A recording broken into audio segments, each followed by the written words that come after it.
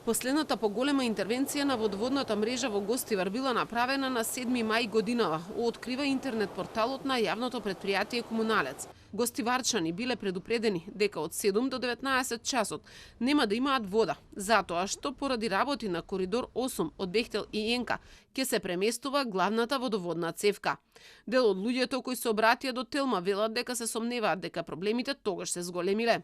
Поради градежни активности во рамки на коридор 8, односно дислокација на главната градска водоводна линија Фи-500 од страна на компанијата Бехтел и Енка, ќе дојде до привремен прекин на водоснабдувањето. Овој прекин е неопходен за безбедно и ефикасно извршување на работите за дислокација на главната водоводна мрежа.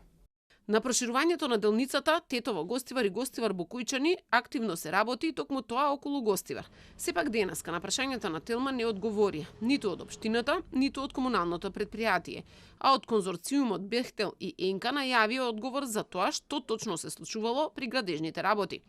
Автопатот е проект кој се реализира преку јавното предпријатие за државни патишта, од каде? Исто така засега одговори нема. ЈПДБ и Комуналец вчера си ја префрлаа вината за тоа зошто проектот за надградба на водоводниот систем не е целосно ставен во функција. Проблем биле 16.500 денари, кои Комуналец му ги борчи на државното предпријатие. Телма веќе објави дека проектот од 7 милиони евра кој го финансирал швајцарскиот државен секретаријат СЕКО не е во целосна функција, па притисокот на водата во водоводот е слаб или делови од Гостивар немале вода.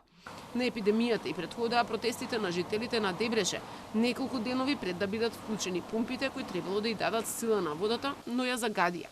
Извори од финансиската полиција брифираат дека утрово добиле писмо од обвинителството со назнака ИТНО да се преземе целата финансиска документација за проектот водоснабдување на Гостивар 2.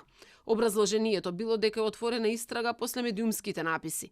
Од обвинителството за Телма потврдуваат дека е оформен посебен предмет само за реализацијата на проектот.